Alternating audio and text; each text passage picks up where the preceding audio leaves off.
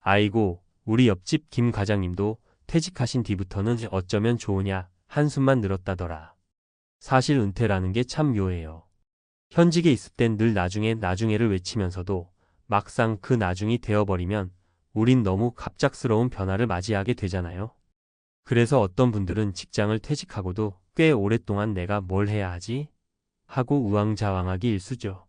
심지어 꽤 높은 직급으로 일하고 남들 보기엔 탄탄대로를 걸어온 분들도 어느 날 갑자기 텅 빈 통장을 보며 멘붕에 빠지기도 해요. 오늘은 이런 은퇴 후 충격적 몰락이라는 극단적인 상황을 굳이 겪지 않고도 보다 안정적이고 만족스러운 노후를 만들기 위해 우리가 미리 고민해야 할 이야기들을 해보려 합니다. 1. 퇴직하면 한숨 돌릴 줄 알았는데 마이너스 은퇴 후 삶의 리얼리티. 몇 년 전부터 우리는 고령화 사회에서 초고령화 사회로 가고 있다느니 100세 시대를 대비해야 한다느니 하는 이야기를 귀에 못이 박히도록 들어왔어요. 그런데 실제로 얼마나 대비를 하고 있는지 생각해보면 고개를 갸웃하게 됩니다. 오랜 직장 생활을 마치고도 은퇴 후 준비가 제대로 되어 있지 않으면 한순간에 경제적 심리적 위기에 빠질 수 있다는 것을 모르는 분들이 꽤 많거든요. 나 정도 직급이면 퇴직 후에도 어느 정도 여유가 있겠지?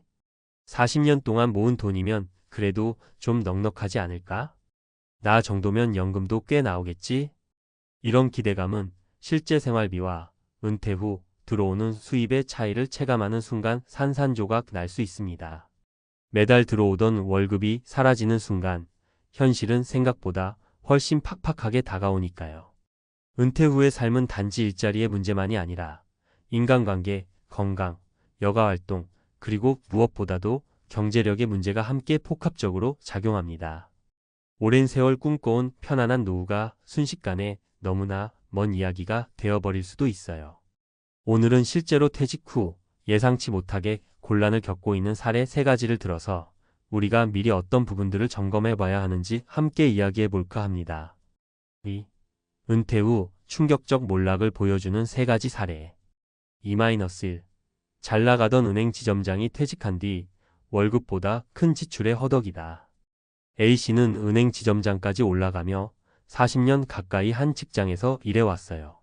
젊을 적엔 급여도 안정적으로 들어오고 나름 투자도 조금씩 했지만 어쩌다 보니 자녀 유학이며 결혼 준비, 집 마련으로 돈을 쓰다 보니 통장이 생각보다 빠르게 줄어들었어요. 그래도 지점장까지 했으니 자존심이 있지 하며 주변에 허세를 부리는 경우도 많았고요. 막상 퇴직하고 나니 매달 꼬박꼬박 들어오던 월급이 끊겼어요. 게다가 기대했던 퇴직금은 자녀 결혼 때 미리 많이 써버려서 손에 쥔 건 생각보다 얼마 되지 않았습니다. 연금은 나오긴 하는데 직장 생활할 때의 지출 방식과 크게 다르지 않은 채로 살다 보니 적자가 누적되기 시작했어요. 결국 몇 달 만에 계속된 마이너스 인생에 충격을 받은 A씨는 이제 어쩌나 하고 주저앉아버렸죠. A씨의 사례에서 알 수 있는 것은 직장인 시절의 지출 규모를 은퇴 후까지 가져가면 절대 안 된다. 라는 점입니다. 은퇴 이후에는 수입원이 대폭 줄어들기 때문에 기존 습관대로 소비하다가 통장이 텅 비는 것은 사실 어찌 보면 당연한 결과예요. 2-2. 친구 따라 주식 투자에 올인했다가 낭패본 50대. B씨는 교직에서 30년 넘게 일한 뒤 조기 퇴직을 선택했습니다. 이제 좀 쉬면서 하고 싶은 걸 해봐야지 생각했지만 마땅한 대책이 없으니 시간이 남아 돌았어요. 그러다 어느 날 오랜만에 만난 친구가 내가 요즘 주식 투자로 대박 났다는 이야기를 꺼냈죠. B씨는 오랫동안 교직에만 몸담았으니 투자 쪽은 문외한이었습니다. 그래도 나도 이제 놀면 뭐하나, 돈 좀 불려야지 하는 마음에 묻지마 투자를 했어요. 처음엔 꽤 괜찮아 보였지만 경제 상황이 급변하자 한순간에 물려버렸습니다. 투자금을 잃고 나서야 내가 이걸 왜 이렇게 급하게 했을까 후회했지만 이미 늦었죠. 제대로 된 은퇴 자금이나 투자 전략 없이 주변 말만 듣고 뛰어드는 건 얼마나 위험한지 보여주는 사례입니다. 결국 B씨는 그 뒤 소일거리로 파트타임 일을 시작했지만 퇴직하고 여유를 찾겠다던 본인의 꿈은 무너지고 말았어요. 2-3. 자녀에게 모든 걸 다 해주려다 노후 대비는 뒷전이었던 맞벌이 부부. C 부부는 맞벌이로 35년 넘게 열심히 달려왔습니다. 직장도 안정적이었고 억지로라도 조금씩 저축을 해왔어요. 하지만 자녀 교육에 대한 욕심이 커서 학원비며 과외비며 정말 아낌없이 투자했습니다. 아이가 대학에 가고 나서도 유학, 교환학생, 어학연수 같은 기회는 놓치지 않도록 밀어줬고 결혼할 때도 집 한 채 마련해 주느라 적금과 퇴직금, 심지어 대출까지 받았죠. 정작 씨 부부의 노후 자금은 남아있지 않았어요. 나중에 우리가 필요하면 자녀들이 우리를 돕겠지라는 막연한 기대감이 있었지만 아이도 아이 나름대로 가정이 생기니 경제적으로 여유롭지 않았습니다. 결국 씨 부부는 우리도 노부모님처럼 자식이 돌봐주겠거니 생각했지만 현실은 자녀도 별도의 생활비로 빠듯했고 연금 외에 큰 수입원이 없는 상황이 되어버렸죠. 3. 은퇴 전에 꼭 알아둬야 할 핵심 포인트. A씨, B씨, C 부부의 사례를 보면 그동안 얼마나 열심히 일했는지는 중요하지만 그것이 곧바로 안정된 노후를 보장해주진 않는다는 사실을 알 수 있습니다. 은퇴 후 몰락하지 않으려면 다음과 같은 포인트들을 최소한이라도 신경 써봐야 해요. 은퇴 후 고정 지출 파악하기. 매달 확실히 나가는 고정 지출 주거 비용, 공과금, 식비, 보험료 등을 구체적으로 적어보고 은퇴 후 수입연금, 퇴직금 운용 수익 등과의 균형을 맞추려 노력해야 합니다. 내 월급만큼은 안 되겠지만 그래도 어느 정도는 들어오겠지 하는 막연한 생각이 가장 위험해요. 반드시 실제 수치로 검토해야 합니다. 적극적인 자산 운용보다는 안정성 위주의 계획.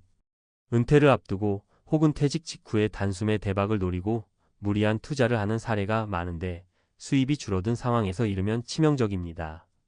대박을 꿈꾸기보다 자신의 용돈 이상을 벌지 못해도 수입을 일정하게 유지해줄 수 있는 안정적 투자나 금융상품 혹은 파트타임 일을 병행하는 전략이 필요합니다.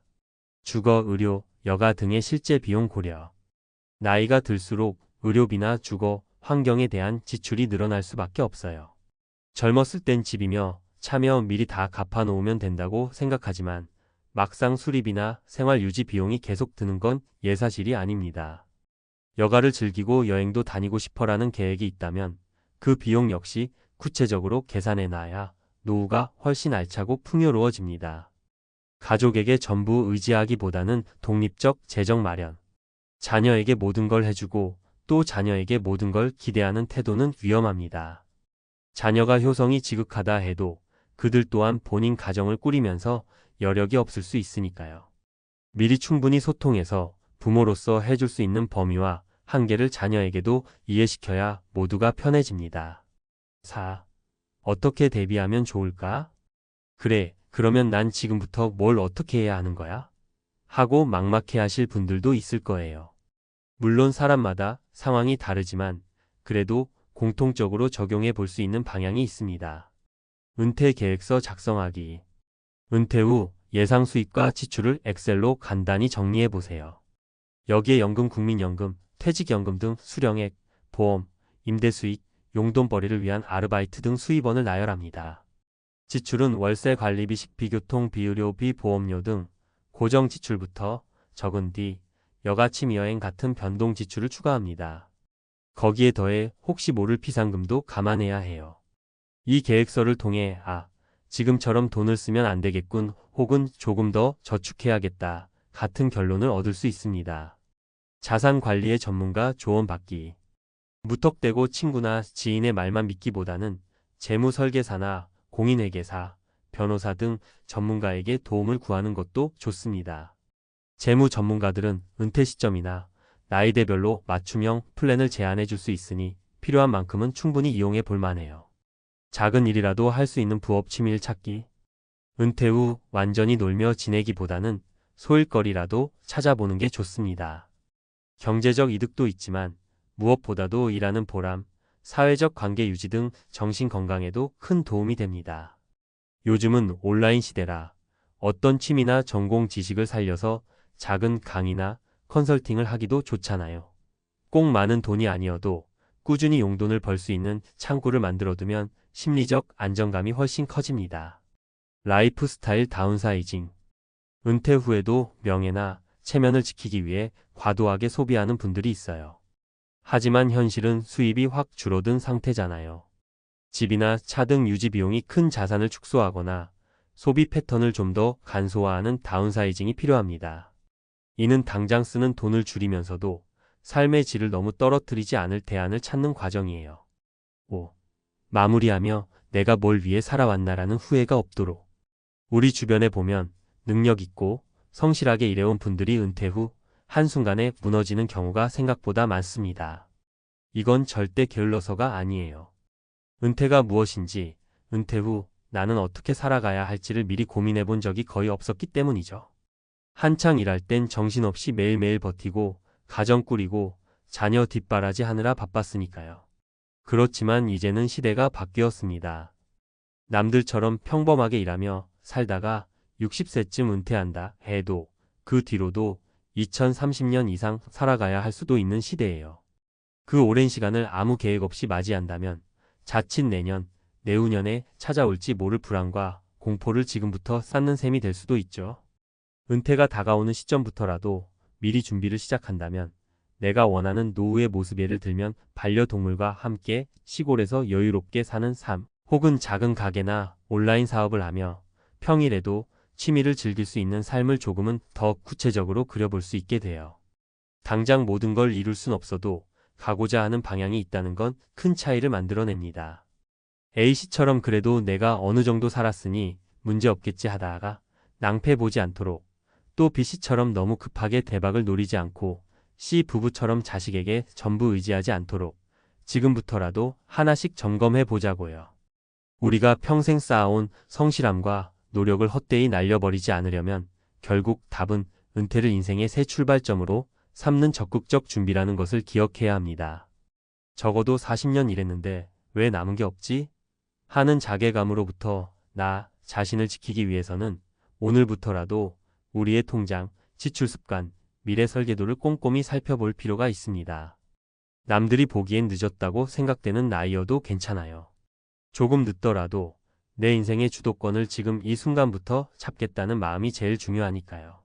그리고 무엇보다 내가 은퇴한 뒤엔 단지 살아남는 것만이 아니라 어떻게 즐겁게 살 것인가를 고민할 거야 라는 태도로 접근하자고요. 돈에 치여서 허덕이는 노후가 아니라 그동안 못해본 일들을 시도해보는 풍요로운 시기가 되도록 하려면 미리미리 준비하는 자만이 그 기회를 누릴 수 있다는 걸 잊지 말아야겠습니다. 자, 오늘 이 이야기들이 조금이라도 귀에 쏙쏙 들어가셨다면 당장 내일이라도 노트 하나 꺼내서 스스로에게 질문해 보세요. 내가 하고 싶은 은퇴 후의 삶은 어떤 모습인가? 그리고 그 모습에 이르는 길을 하나씩 구체적으로 적어보는 것, 그게 시작입니다. 분명 여러분 누구든 지금 준비하기만 한다면 세월이 흘러 퇴직을 맞이했을 때 뼈저린 후회 대신 그래, 그동안 참 잘 달려왔고 이제부터 진짜 내 인생을 제대로 즐길 시간이야 라며 환하게 웃을 수 있으리라 믿습니다. 회사 그만두고 월급처럼 받는 배당금, 노후 걱정 없는 경제적 자유, 당신도 지금 시작하세요. 요즘 같은 세상에서 평생 직장이라는 개념이 점점 사라지고 있죠. 저도 한때는 불안정한 미래 때문에 밤잠을 설친 적이 많았습니다. 그래서 고민 끝에 선택한 것이 바로 배당주 투자였어요. 이제는 회사에서 받던 월급 대신 배당금으로 생활할 정도로 경제적 자유를 얻게 되었죠. 만약 여러분도 은퇴 후에 경제적 걱정에서 벗어나고 싶다면 저처럼 배당주 투자에 도전해보는 건 어떨까요? 오늘은 배당주 투자가 어떻게 노후 준비에 큰 도움이 될 수 있는지, 그리고 이로 인해 실제로 바뀐 제 삶의 경험을 예로 들어 말씀드리려 합니다. 배당주 투자 왜 좋은가요? 배당주란 회사가 이익의 일부를 주주에게 분배하는 형태의 주식을 말합니다. 좋은 배당주는 장기적인 안정성을 갖고 꾸준히 배당을 주기 때문에 노후를 대비한 안전한 수입원으로 적합하죠. 은퇴 후에도 매달 들어오는 돈이 생긴다는 것은 큰 안심이 됩니다. 예전에는 돈을 벌기 위해 회사를 다녔다면 이제는 배당주가 저의 새로운 고용주 역할을 하고 있는 셈이에요. 여기서 경제적 자유가 중요하게 다가오죠. 매달 안정적인 배당금이 들어오니 돈 걱정이 줄고 오롯이 원하는 일에 시간을 쓸 수 있게 되었거든요. 이제부터는 실제 제 경험과 주변 사례를 통해 구체적으로 설명해 드릴게요. 사례 1, 은퇴 후에도 여행을 다니는 60대 선배 이야기. 첫 번째 사례는 저와 가까운 60대 선배의 이야기입니다. 이분은 원래 공기업에서 일하시다가 55세에 은퇴하셨습니다. 은퇴 후 노후 자금을 모아야 한다는 압박 속에서 그동안 모아둔 자산 일부로 배당주 투자를 시작했죠. 처음에는 의심도 많았지만 5년이 지나니 월세처럼 매달 꼬박꼬박 배당금이 들어오게 되었습니다. 이분은 덕분에 은퇴 후에도 경제적 어려움 없이 국내외 여행을 다닐 수 있었고 하고 싶은 일에 몰두할 수 있었다고 합니다. 자녀들에게 부담도 주지 않고 오롯이 자신의 삶을 즐길 수 있는 이 시간이 얼마나 값진지 모르겠다고 하시더군요. 이 사례를 통해 배당주 투자가 단순히 돈을 버는 것이 아니라 경제적 자유를 누리게 해주는 큰 힘이 된다는 것을 다시금 깨닫게 되었어요. 사례 2 경력 단절 후 배당금으로 자립한 40대 여성의 이야기. 두 번째로는 경력 단절을 경험한 40대 여성의 사례를 소개해 드릴게요. 이분은 결혼 후 아이를 키우느라 오랜 기간 직장을 떠나 있었습니다. 아이가 자라고 나니 다시 일을 하고 싶었지만 재취업이 쉽지 않았어요.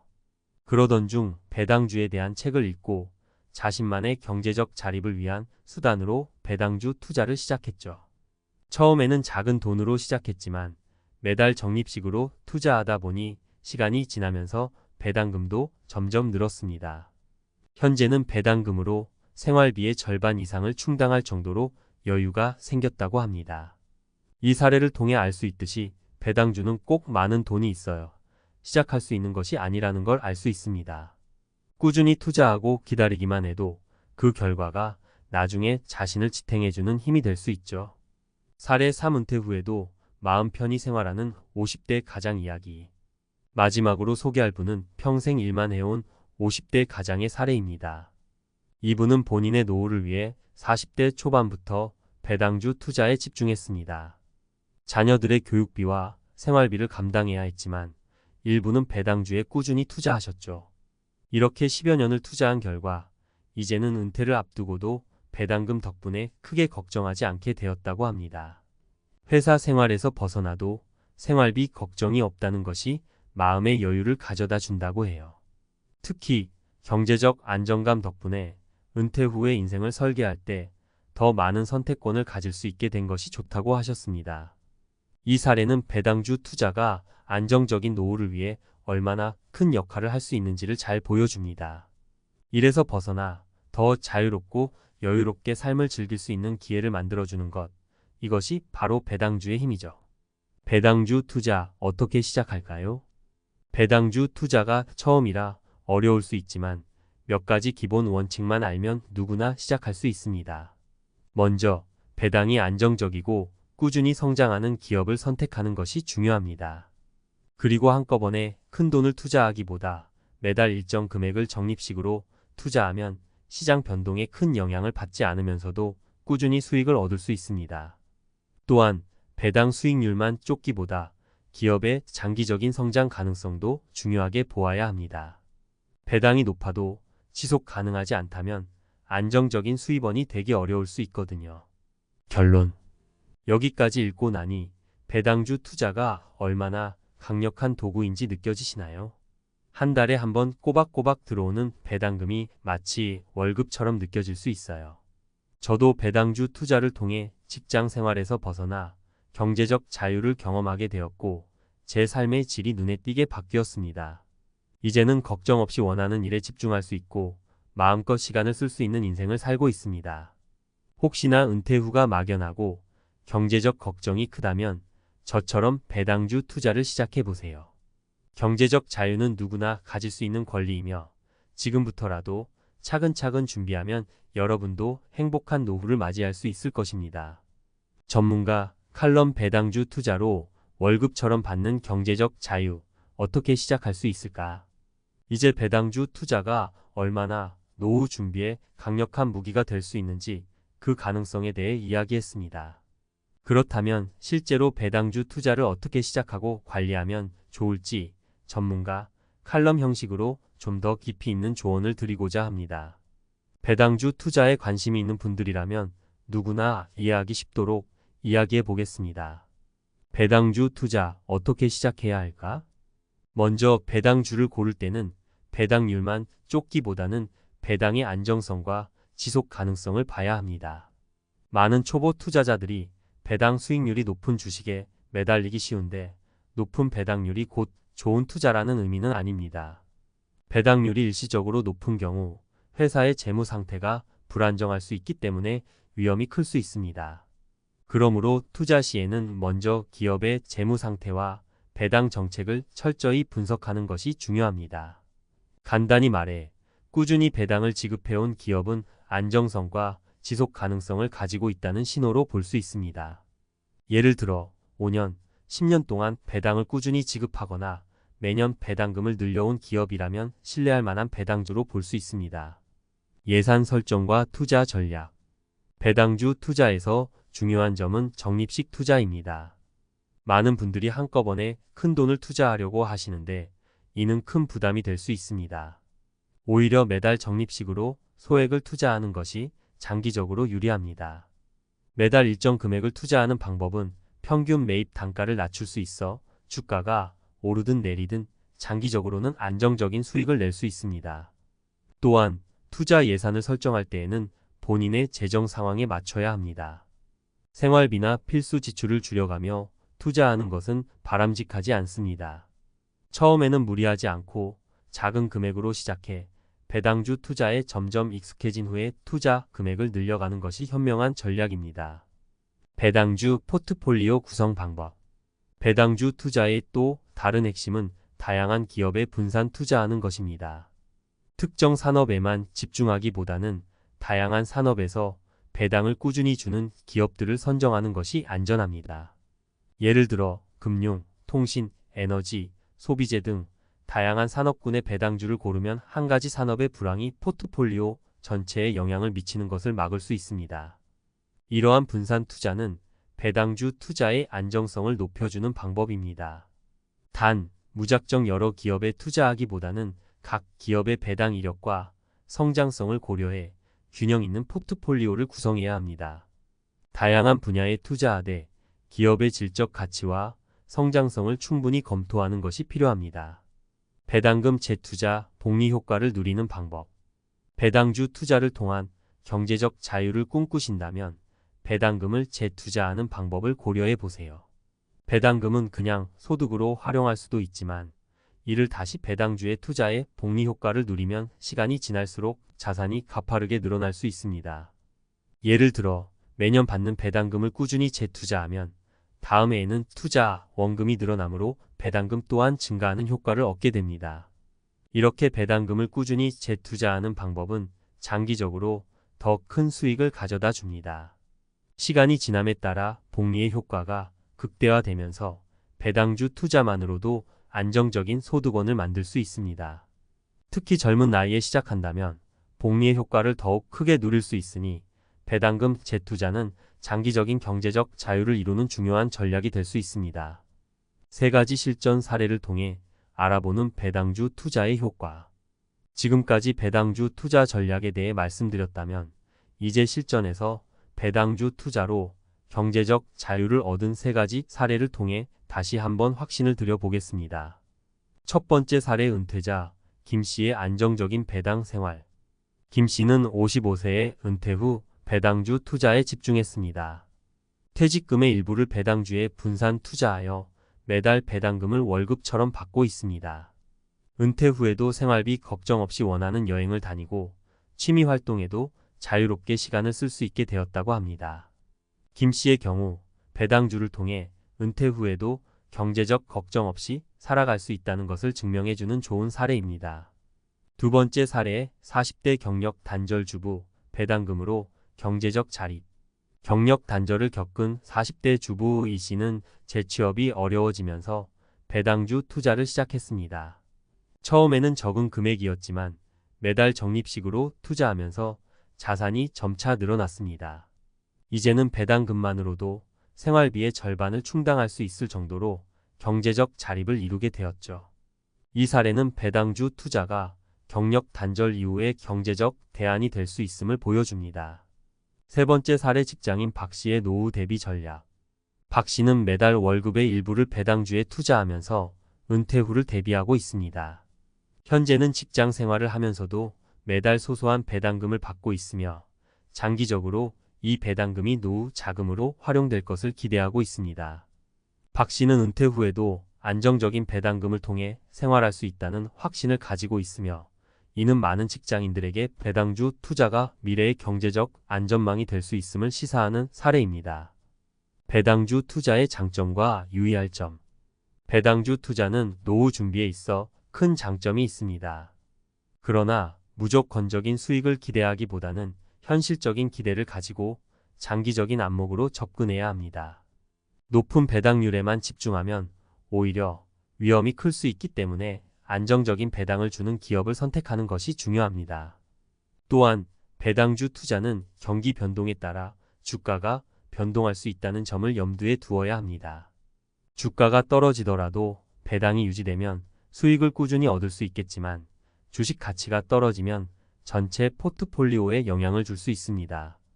따라서 꾸준한 모니터링과 투자 전략 조정이 필요합니다. 결론, 배당주 투자로 경제적 자유를 이루기 위한 첫걸음. 이제 배당주 투자에 대해 어느 정도 감이 잡히셨나요? 배당주 투자는 단순히 수익을 위한 투자가 아니라 미래를 위한 든든한 경제적 안전망이 될 수 있습니다.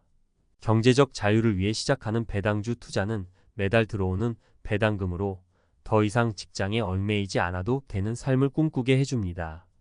저도 배당주 투자를 통해 직장 생활에서 벗어나고 원하는 삶을 살아갈 수 있게 되었죠. 여러분도 오늘부터 차근차근 배당주 투자에 대해 알아보고 시작해보세요. 시간이 지나면 돈이 돈을 벌어준다는 말이 진짜로 현실이 될 수 있습니다.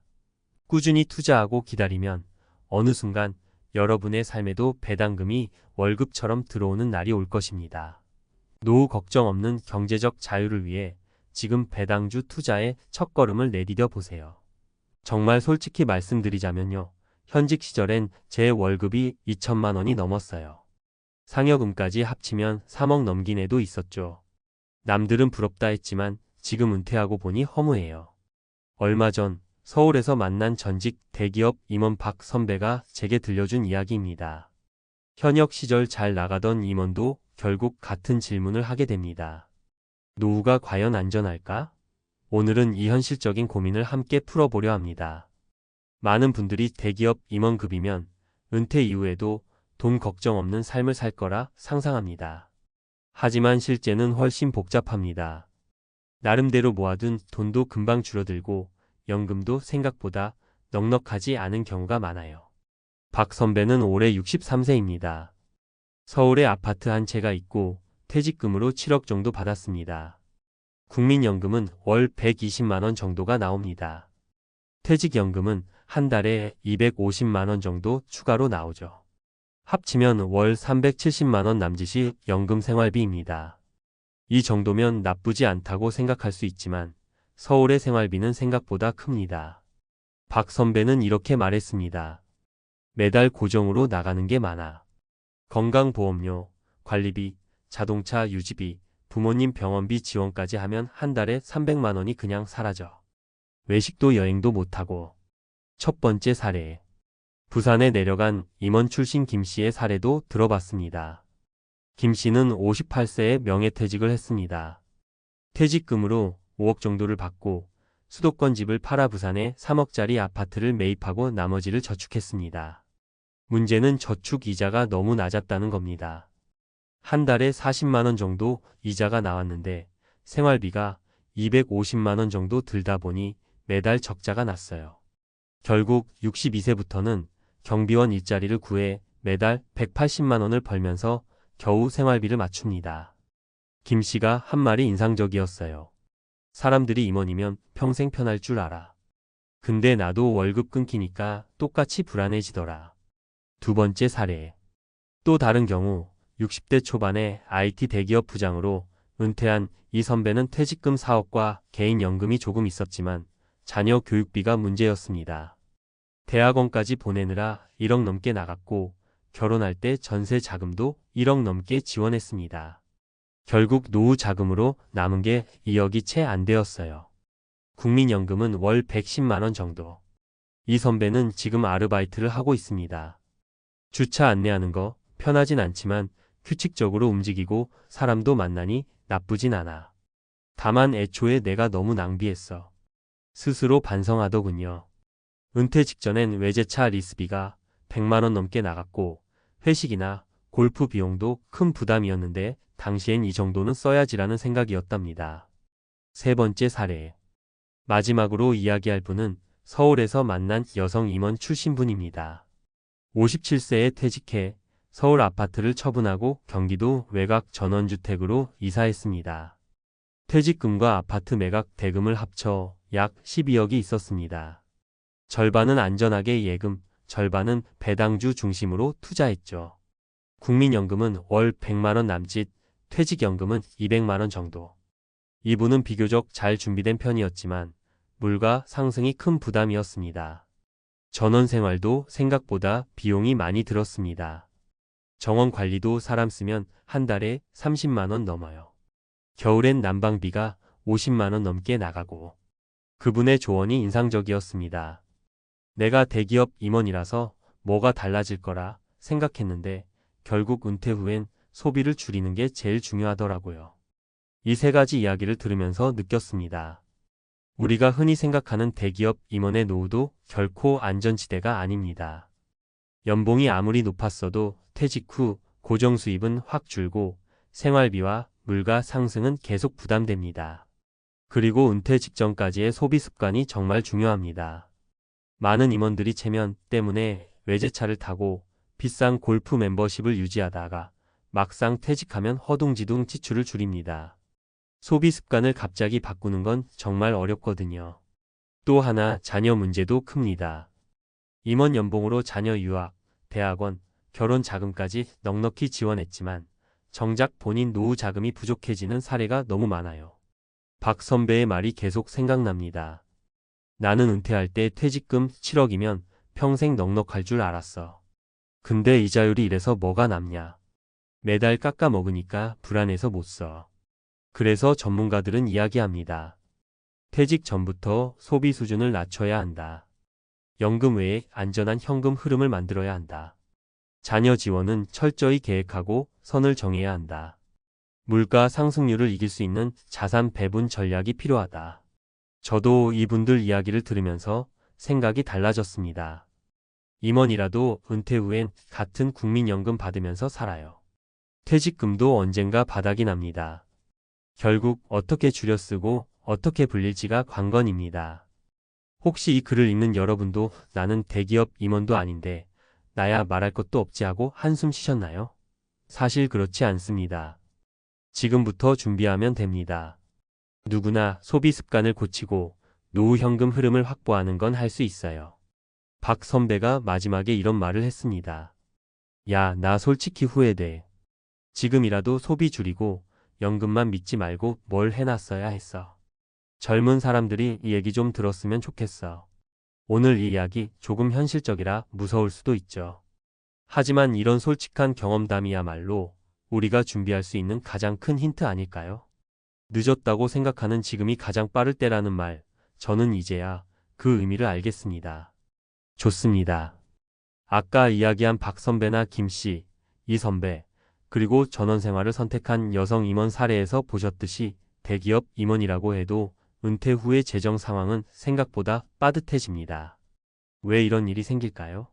이번에는 전문가 입장에서 보다 구체적으로 그리고 실제로 쓸 수 있는 팁을 중심으로 풀어보겠습니다. 먼저 핵심 문제를 짚어볼게요. 소득 단절의 충격이 너무 큽니다. 고정비가 생각보다 크고 줄이기 어렵습니다. 금리가 낮아 자산에서 나오는 현금 흐름이 매우 작습니다. 물가 상승이 은퇴 생활비를 갉아먹습니다. 자녀 지원이 노후 자금 계획을 망칩니다. 이 5가지를 하나하나 현실적으로 분석하고 구체적인 해결책을 제시해 보겠습니다. 첫째, 소득 단절 충격 줄이기. 임원 시절 연봉 23억 받다가 은퇴하면 국민연금과 퇴직연금 합쳐도 월 30만 400만 원 정도 나옵니다. 박 선배 사례가 딱 그랬죠. 문제는 소득이 갑자기 8,090% 줄어드는데도 사람들은 생활 패턴을 갑자기 못 바꾼다는 겁니다. 전문가로서 권하는 건 소득이 있을 때부터 은퇴 이후의 월 현금 흐름으로 살 수 있도록 훈련하는 겁니다. 예를 들어 50대 초반부터 나 은퇴하면 한 달 30만 400만 원으로 살아야 해라고 가정하고 한번 실제로 예산을 짜보고 살아보세요. 생각보다 어렵습니다. 그 불편함을 빨리 경험해야 은퇴 이후 쇼크가 줄어듭니다.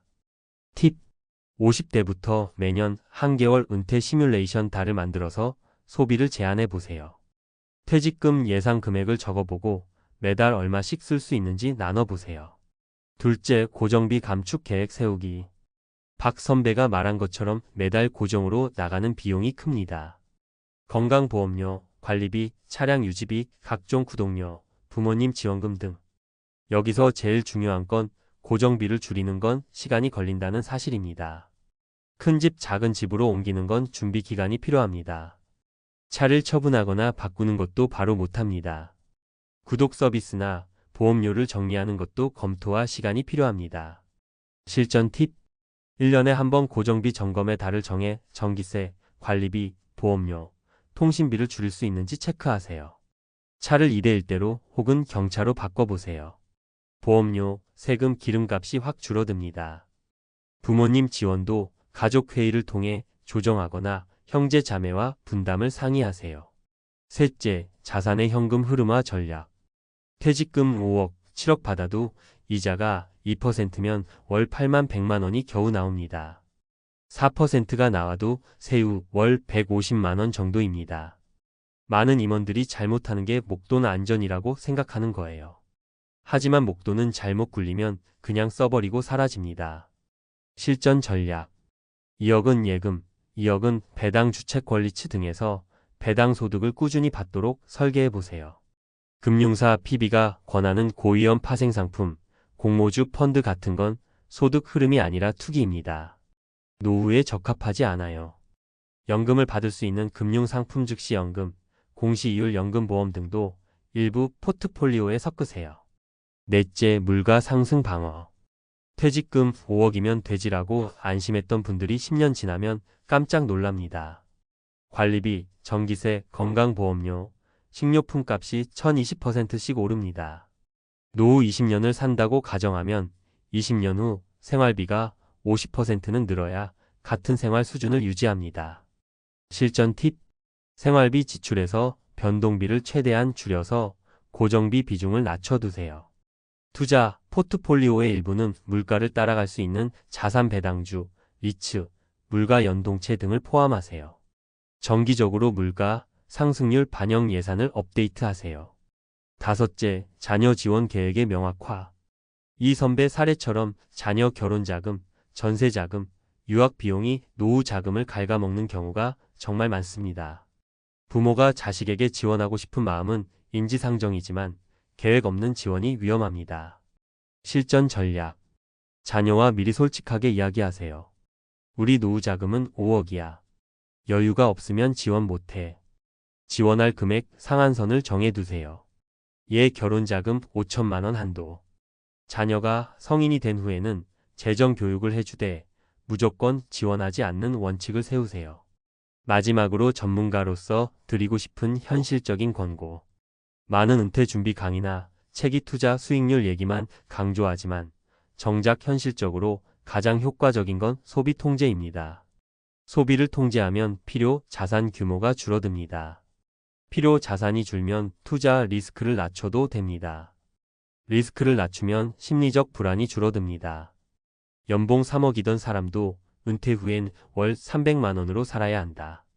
이게 은퇴 설계의 출발점입니다. 실행 팁 정리. 50대부터 은퇴 후 생활비 수준으로 살아보기. 매년 고정비 점검과 감축. 퇴직금을 월 현금 흐름으로 설계. 물가 상승 대비 예산 업데이트. 자녀 지원 계획 명문화. 조금 귀찮고 솔직히 하기 싫은 작업이죠. 하지만 박 선배가 마지막에 했던 말을 다시 되새겨 보세요. 야, 나 솔직히 후회돼. 지금이라도 소비 줄이고 연금만 믿지 말고 뭘 해놨어야 했어. 젊은 사람들이 이 얘기 좀 들었으면 좋겠어. 은퇴 준비는 화려하거나 거창한 게 아닙니다. 정말 현실적인 소소하지만 강력한 실천의 문제입니다. 그게 우리 노후를 지키는 가장 확실한 방법입니다. 이 말 사실 조금 자극적이긴 하죠. 그런데 은퇴 준비나 은퇴 후 삶의 관점에서 보면 꽤나 공감 가는 이야기이기도 해요. 요즘은 100세 시대라고들 하잖아요. 60세에 은퇴한다고 해도 이후 3040년을 버텨야 하는데 우리가 그동안 모아둔 돈이 턱없이 부족하다면 놀 수 있는 시간은커녕 당장 생계를 위해 일해야 하는 상황이 올 수도 있거든요. 제가 이 문장을 듣고 처음 떠올린 건 난 혹시 지금 너무 여유를 부리고 있는 게 아닐까 하는 생각이었어요. 특히 2030대 때는 은퇴가 먼 미래의 일 같아서 돈을 버는 족족 여행이나 쇼핑 등에 쓰기 일쑤였죠. 그런데 어느 시점부터 내가 내 일을 그만두게 되면 과연 어떤 생활이 펼쳐질까? 그때는 체력도 예전 같지 않을 텐데 통장 잔고가 충분하지 않다면 다시 일을 하고 싶어도 제대로 하기 어려울 거예요. 그래서 오늘은 우리에게는 어느 정도의 은퇴 준비금이 필요하고 왜 이렇게 중요하게 여겨야 하는가에 대한 이야기를 해보려 합니다. 그리고 실제로 겪은 사람들의 사례를 3가지 소개해 드릴게요. 혹시나 지금 아직 나는 멀었어. 나중에 하면 되라고 생각하시는 분들이라면 한 번쯤 미리미리 준비가 얼마나 중요한지 느껴보시는 계기가 되면 좋겠습니다. 1. 통장에 얼마나 있어야 마음 편히 쉴 수 있을까? 사실 얼마면 충분하다는 공식이 딱 떨어지게 있는 건 아니에요. 사람마다 생활비, 지출 패턴, 가족 구성원, 건강 상태까지 다 다르니까요. 하지만 대략적인 기준은 있어요. 월 생활비 보통 은퇴 후엔 이전보다 생활비가 줄어든다고 하지만 생각보다 크게 줄지 않는 경우도 많습니다. 의료비나 취미여가 활동 비용이 늘 수 있거든요. 예상 수명 100세 시대라고 하지만 실제로 80대 중반쯤은 바라봐야 하니 은퇴를 60세로 잡으면 대략 20년은 준비해야 해요. 연금 기타 수입 국민연금, 개인연금, 부동산 임대료 등에서 나오는 수입이 얼마나 되는지도 고려해야 합니다. 가령 월 200만 원이 은퇴 후 내가 필요한 생활비라고 가정해 볼게요. 그리고 국민연금이나 개인연금 등에서 한 달에 100만 원 정도를 받을 수 있다면 나머지 100만 원은 저축한 자산에서 마련해야겠죠. 연 34%의 안전한 수익률을 기대한다고 쳤을 때 최소 3억 4억 원은 필요하다는 대략적인 계산이 나올 수 있어요. 이 수치는 인플레이션이라든지 예상치 못한 큰 지출 갑자기 몸이 아프거나 집에 큰 수리가 필요하거나 등까지 고려하면 좀 더 늘어나겠죠. 결국 은퇴 후에도 좀 편하게 살겠다고 생각한다면 어느 정도 현금 흐름이 있어야 하고 그걸 만들어줄 수 있는 종잣돈이 필요한 거예요. 그런데 이 정도 준비가 안 된 상태에서 마음 편히 논다. 현실적으로는 쉽지 않을 수 있다는 얘기죠. 2. 사례 1 경력이 단절된 50대 주부, 준비 없이 닥친 위기. 제 지인 중에 50대 중반의 주부가 계세요. 원래 20대 후반까진 직장 생활을 열심히 하셨는데 아이 낳고 키우느라 경력이 끊겼죠. 남편분도 대기업을 다니다가 희망퇴직으로 퇴사를 일찍 하셨어요. 문제는 그때 받은 퇴직금으로 장사를 한번 해보겠다며 무리하게 창업을 했는데 예상보다 빨리 망한 거예요. 이분 부부가 평소에 여행도 자주 다니시고 소비도 꽤 자유롭게 하셨는데 막상 소득원이 끊기고 나니 통장에 남은 게 생각보다 얼마 되지 않았어요. 목돈이 확 빠져나간 후에야 우리 모아둔 돈이 별로 없네? 하고 깨닫게 된 거죠. 게다가 재취업도 쉽지 않았어요. 나이가 있으니 큰 기업에서는 잘 뽑질 않고 중소기업을 알아봐도 월급이 훨씬 적더라는 거예요. 아내분도 경단 경력 단절 상태라 재취업 자체가 거의 불가능했고요.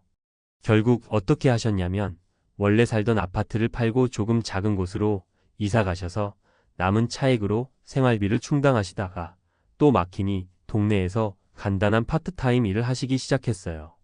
남편분은 일용직으로 일하시면서 조금씩 수입을 벌고 계십니다. 솔직히 60 넘어서도 이렇게 고생할 줄은 몰랐다고 하시더라고요. 이 사례가 주는 교훈은 미리미리 모을 수 있을 때 모으자입니다. 남들이 여행 갈 때 나도 따라가고 좋은 곳에서 외식도 즐기고 싶은 마음은 충분히 이해가 되지만 은퇴 후에는 과거의 지출 습관이 그대로 발목을 잡을 수 있다는 거죠. 3. 사례 2 적게 벌어도 틈틈이 저축한 40대 직장인. 반면에 또 다른 분은 직장 생활을 오래 했는데 연봉이 그렇게 높은 편은 아니었어요. 중소기업에서 근속 15년 정도 하셨는데 세후로 월 250만 300만 원 정도 받으셨다네요. 그런데 이분의 생활 철학은 10만 원을 벌어도 1만 원은 저축한다였어요. 즉 평소에 소비 습관을 아주 타이트하게 만들었던 거죠. 분수에 맞게 살면서 적은 급여 속에서도 주식이며 적금이며 재테크를 꾸준히 하셨어요. 정말 대단했던 건 40대 초반에 어느 정도 목돈을 모은 뒤에 작은 오피스텔을 매입해서 월세를 받기 시작한 거예요. 직장 월급은 생활비와 추가 저축으로 돌리고 월세 수입은 다시 재투자하거나 비상금으로 모아두었죠. 그렇게 10여 년을 살다 보니 지금은 작은 부동산 수익이 몇 개 생겼다고 하시더라고요. 이렇게 돈이 만들어내는 돈을 조금씩 늘리다 보면 나중에 은퇴했을 때 매달 100만 원 정도는 고정적으로 들어오니까 조금 더 버티면 되겠지 하는 안정감이 생기는 거예요. 일단 은퇴 후에도 일정한 현금 흐름이 있는 상태면 내가 놀고 싶을 때 어느 정도 놀 수 있는 여유가 생기잖아요. 사실 이렇게 은퇴를 준비해 두는 게 정말 중요합니다. 통장에 이 금액도 없는데 놀 생각부터 하면 안 된다는 말은 결국 우리 미래의 시간과 자유를 위해서 지금 어느 정도는 희생해야 한다는 뜻이기도 해요. 4. 사례 3 은퇴 후 취미활동만 하며 사는 60대 부부. 마지막으로 제가 개인적으로 부러워하는 60대 부부 이야기를 해볼게요. 이 부부는 50대 중반에 둘 다 함께 은퇴하셨어요. 남편분은 중소기업 대표로 오래 일했고 아내분은 프리랜서로 활동하면서 자녀 교육비도 잘 마련하셨대요. 무엇보다 대단했던 건 현역 시절부터 은퇴 후에 할 취미를 미리 고민하면서 그 비용까지 따로 모아두셨다는 거예요. 예를 들면 골프를 좋아해서 골프 비용, 둘이서 유럽 배낭여행을 꿈꿔서 해외여행 경비, 또 봉사활동이나 지역사회 강연 같은 사회공헌 활동도 미리 계획해놨죠. 그리고 은퇴 후에는 정말 그 계획대로 차근차근 즐기고 계시더라고요. 물론 이렇게 하려면 은퇴 전부터 목돈이 상당히 필요하잖아요. 그래서 이분 부부는 수익의 최소 30% 이상을 꾸준히 저축 투자했고 주식이나 부동산 등으로도 분산 투자를 해서 은퇴 후 통장을 좀 탄탄하게 만들어 두셨대요. 이게 가능했던 건 지금은 좀 덜 쓰고 나중에 확실히 즐긴다는 공감대가 부부 사이에 강하게 자리 잡고 있었기 때문이래요. 특히 부부가 함께 재무 설계를 했다는 점이 인상적이었죠. 혹시라도 혼자만 아끼고 모으자고 외치는 게 아니라 둘이 뜻을 맞춰 지출 습관을 맞추고 실천하니 훨씬 효과가 좋았던 거예요. 5. 노는 것도 좋지만 먼저 통장을 살펴보자. 결국 통장에 이 금액도 없으면 놀 생각 말고 일부터 하세요. 라는 말은 단순히 돈 없으면 당장 일해. 라고 야박하게 하는 소리가 아니에요.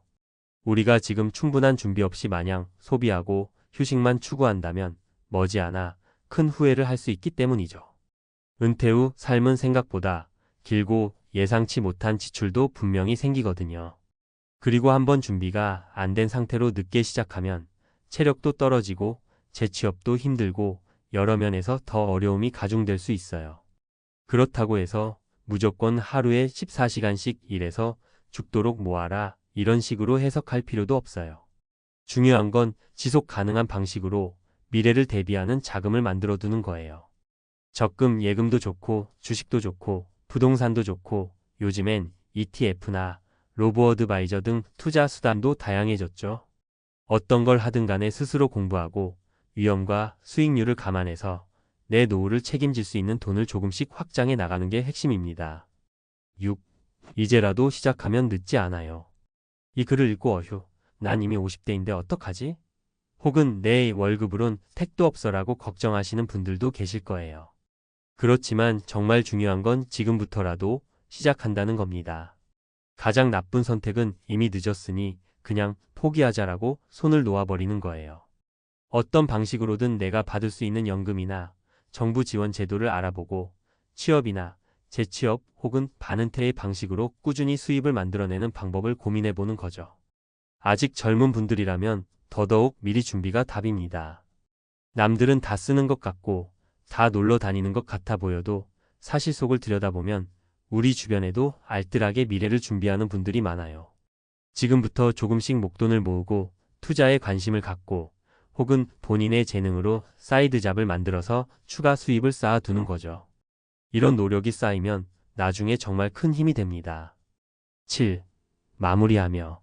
제가 오늘 드리고 싶은 말씀은 우리 인생에는 어느 시점이 되면 정말 쉬고 싶고 놀고 싶고 하고 싶은 걸 하고 싶어지는 때가 반드시 온다는 거예요. 그리고 그 순간에 통장 잔고가 우리에게 말해주죠. 그래, 이제 좀 놀아도 되라고 해줄 건지 아니면 아직은 부족하니 더 일해야 해라고 말할 건지. 은퇴 준비나 은퇴 후 삶이라는 게 생각보다 훨씬 길고 복잡하긴 하지만 한 가지 분명한 건 준비된 자에게만 진정한 자유가 주어진다는 거예요. 그러니까 젊을 때 혹은 아직 소득이 있을 때 꾸준히 조금씩이라도 저축하고 투자하면서 미래를 설계하는 게 정말 중요해요. 여행, 외식, 쇼핑, 문화생활. 지금 누리는 즐거움도 포기하긴 어렵겠지만 그렇다고 은퇴 후 즐길 자유를 통째로 포기할 순 없잖아요. 오늘 소개한 3가지 사례를 기억해 보세요. 늦게 깨닫고 후회하신 50대 부부처럼 살지 않을 수 있고 40대 직장인처럼 적은 돈이어도 부지런히 저축해 나중에 더 큰 자유를 누릴 수도 있어요. 아니면 60대 부부처럼 일찌감치 부부가 손잡고 같은 목표를 그리면서 살 수도 있습니다. 선택과 책임은 결국 각자에게 달렸어요. 다만 우리가 한 가지 꼭 마음에 새길 건 지금 당장은 크고 멋진 삶을 못 살더라도 미래에 더 큰 행복을 누릴 수 있게 해주는 게 바로 준비된 통장이라는 거예요. 그래서 통장에 이 금액도 없으면 놀 생각 말고 일부터 하세요. 라는 말이 단지 겁주려는 문장이 아니라 오히려 우리에게 행복한 은퇴를 위한 뼈아프지만 꼭 필요한 일침이라고 생각해 주시면 좋겠습니다. 결국 행복하게 놀기 위해서도 편하게 쉴 수 있기 위해서도 일단은 통장을 살찌워야 한다는 것. 오늘부터라도 다시 마음을 다잡고 준비해 볼까요? 저는 지금이라도 시작하면 절대 늦지 않다고 믿습니다.